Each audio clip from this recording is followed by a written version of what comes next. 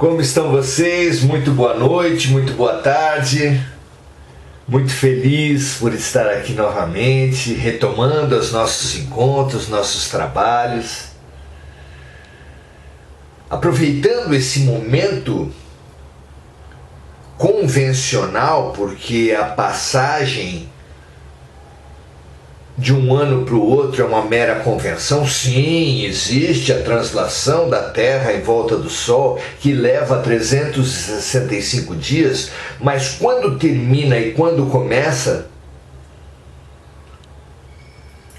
quando termina um ciclo desse, quando começa o outro, é uma convenção, mas a convenção não é por isso menos importante. A mente é muito importante. Quando uma grande quantidade de pessoas acredita numa coisa, essa coisa acontece. Isso não é espiritualismo, não é comunidade ou entendimento alternativo. A economia sabe disso. Quando a maioria dos agentes econômicos acha que vai haver inflação, tem uma expectativa inflacionária, é muito provável que a inflação aconteça.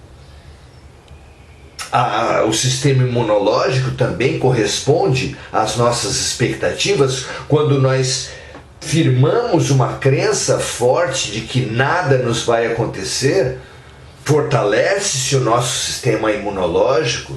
Se acontece alguma invasão, ela é mais claramente defendida por um sistema imunológico, por os nossos seres que têm o Deus interior estimulando a defesa, a força, a resistência.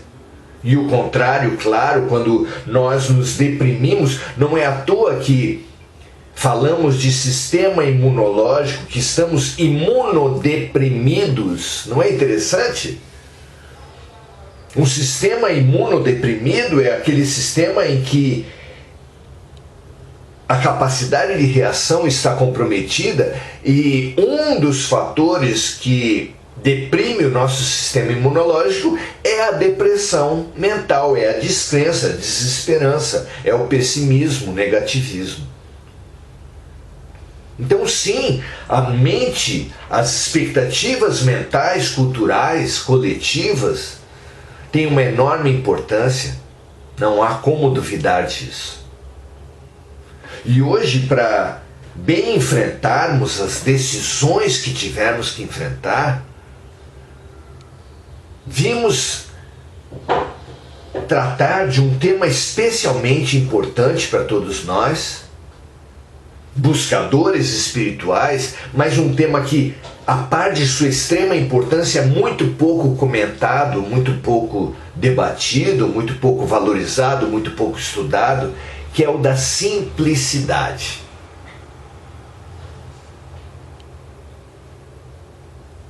Porque estamos num momento de transição planetária no qual seremos chamados, estamos sendo chamados já há algum tempo a tomar decisões, mas as revelações espirituais falam que 2023 vai ser um ano ainda mais decisivo, onde seremos ainda mais chamados a decisões ainda mais importantes para todos nós.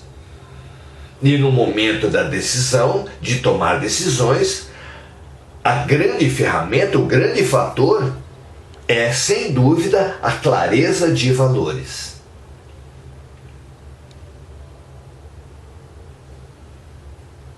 É no momento da crise que nos são exigidas decisões, e para ser tomadas boas decisões precisamos ter clareza de valores. E quem quiser se preparar para boas decisões precisa investir urgentemente na clareza de valores. Muito conhecida nesse sentido é a prece de Cáritas. Linda prece, que praticamente ela toda é pedir o que é necessário, que seja dado o que é necessário para cada pessoa em cada situação. Dai a força àquele que passa pela provação, dai a luz àquele que procura a verdade, pondo no coração do homem a compaixão e a caridade. Dai ao viajor a estrela guia, ao aflito a consolação, ao doente o repouso, dai ao culpado o arrependimento. A oração toda vai pedindo o que é necessário para cada um. Mas no final,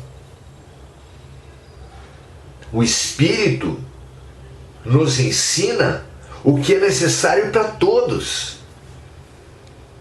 E hoje, em preparação para as decisões que tomaremos em 2023, precisamos ter essa clareza do que é necessário para todos. Qual é o fator que é necessário para todos?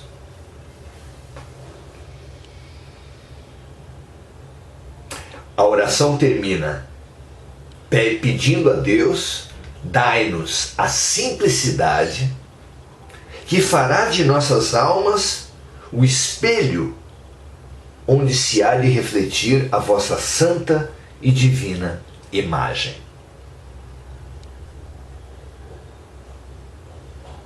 Esse pedido é um pedido para 2023, porque é esse atributo, essa ferramenta importante para todos nós. A simplicidade. Apesar de Buda ter fugido das complicações, das sofisticações da vida palaciana, para viver como um andarilho simples, pobre. Apesar de Francisco de Assis ter tomado a mesma decisão, também vivia num lar opulento de um comerciante rico, seu pai, que queria o mesmo naturalmente para ele, que desse continuidade à sua obra. Mas também ele optou pela vida em pobreza, nas ruas, ao ar livre, em simplicidade. Apesar de Mahatma Gandhi ter uma carreira extremamente promissora como advogado, e também optou pela vida em simplicidade, comendo levando para suas longas caminhadas olivas, castanhas, pelo seu alto poder energético, vivendo em simplicidade, sendo símbolo da vida de Mahatma Gandhi, ele tecendo o fio que faria as suas túnicas. Apesar de Chico Xavier ter sido uma alma extremamente simples, apesar de Jesus ter dito a respeito de si mesmo que não tinha uma pedra onde recostar sua cabeça,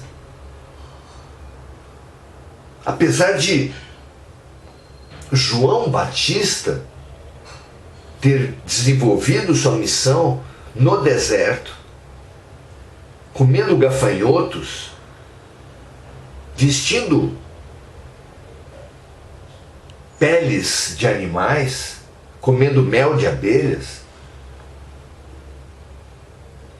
Será coincidência que tantos espíritos nobres, Sócrates, muito conhecido, uma história atribuída a Sócrates, que ele todo dia ia ao mercado de Atenas, olhava todos os produtos e nada comprava, até que um vendedor, angustiado com aquela postura do famoso herói de guerra, do famoso filósofo, perguntou: por que o senhor faz isso? E ele lhe explicou que ia todos os dias ao mercado de Atenas, olhava realmente todos os produtos com uma finalidade: perceber de quanta coisa ele não precisava. Não é fabuloso isso, minha gente? Nós complicamos demais as nossas vidas. Nós temos necessidades complicadas, plantadas, difíceis. Os nossos remédios amenizam alguns sintomas e geram outros. Nós precisamos comprar coisas, comprar. E para isso trabalhar.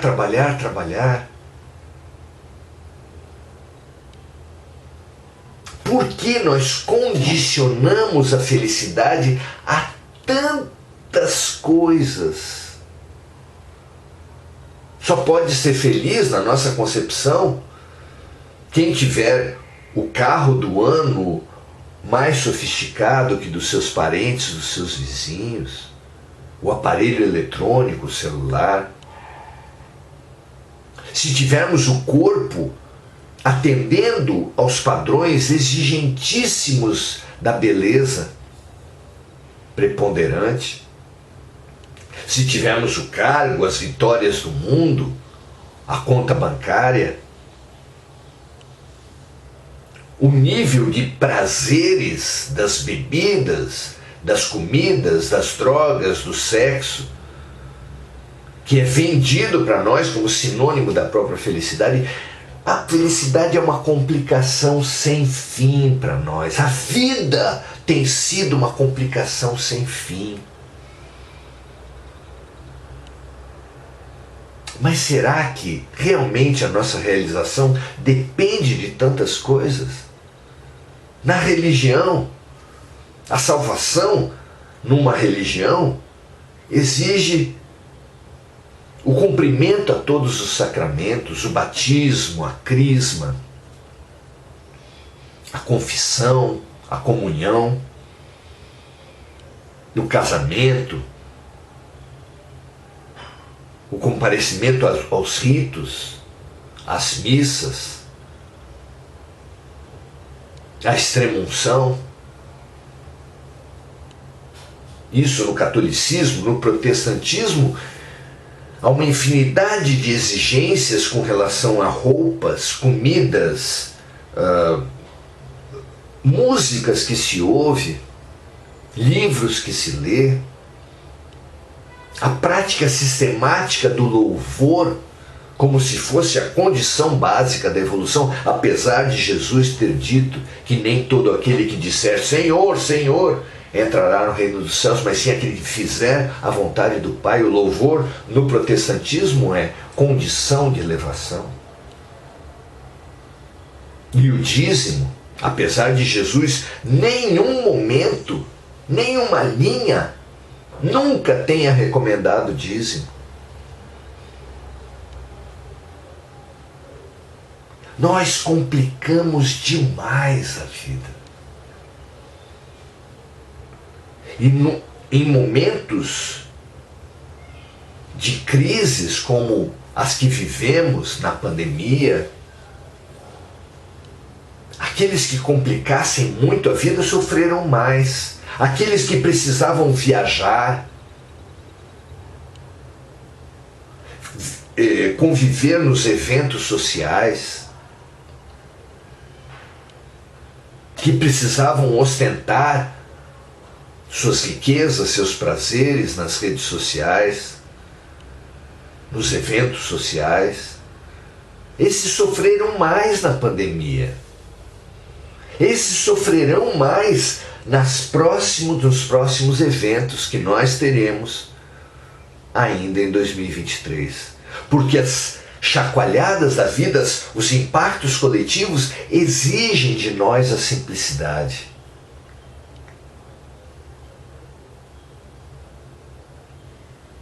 Quando Jesus disse que apenas os que fossem como crianças entrariam no reino dos céus, quando as crianças se aproximavam deles, os discípulos afastavam as crianças, como em Lucas 18, versículo 15, e traziam-lhe a Jesus também meninos, para que lhes tocasse. E os discípulos, vendo isso, repreendiam-nos.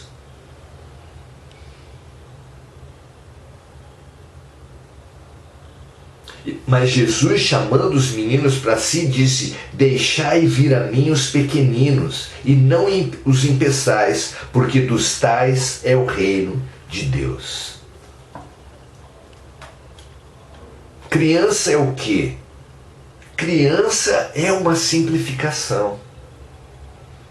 Criança, a necessidade de ser criança, a necessidade de reencarnar, esquecendo, jogando para o inconsciente nossas memórias de vidas anteriores, é porque nós nos sobrecarregamos de mágoas, de culpas, de medos, de preconceitos, e essa complicação que é o nosso ego, a nossa mente, precisa ser simplificada com o esquecimento trazido na encarnação, na infância, para podermos nos abrir ao aprendizado, nos abrir ao novo, nos abrir a mais conhecimento, a novas relações, ao perdão, à leveza de ser criança.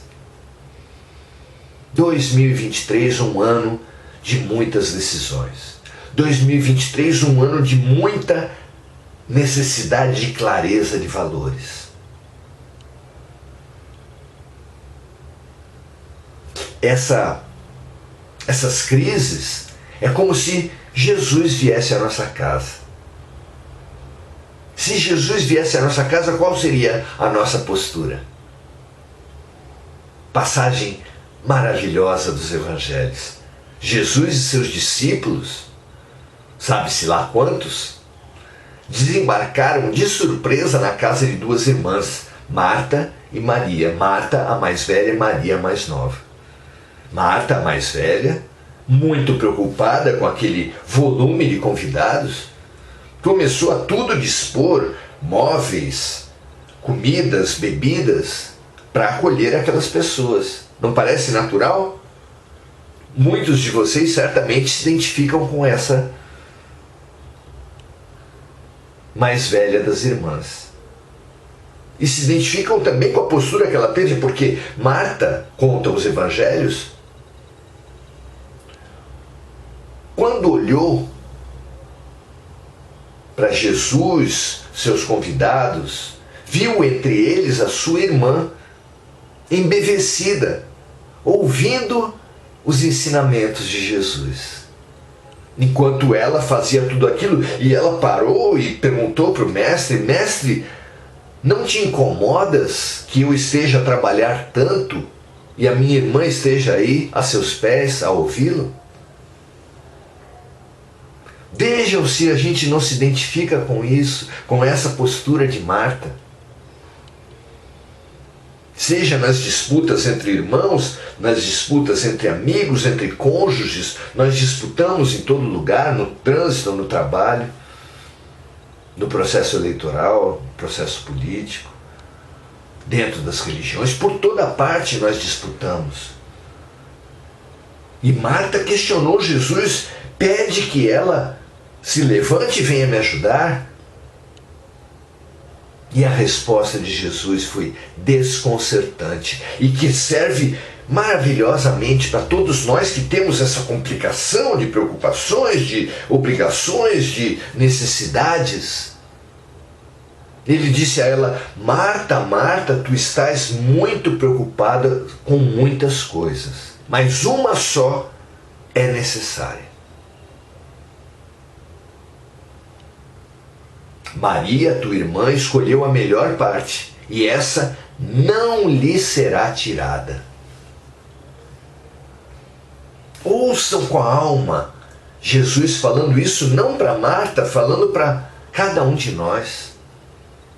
Ponha o seu nome no lugar de Marta e fale: Maurício, Maurício, tu estás preocupado com muitas coisas,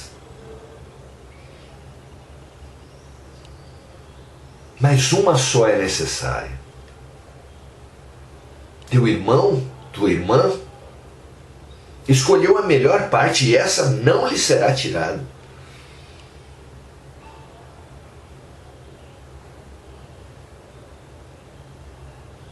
Pensemos a respeito disso. O ano, as crises nos tiram muitas coisas. A pandemia nos levou amigos, parentes, pessoas. mas nos questionou em nossos hábitos. As crises nos questionam em nossos hábitos, nos convidam ao renascimento, à transformação. Preparemo-nos para essa transformação, abrindo-nos para a simplicidade. Uma só é necessária. Qual foi a parte que Maria escolheu?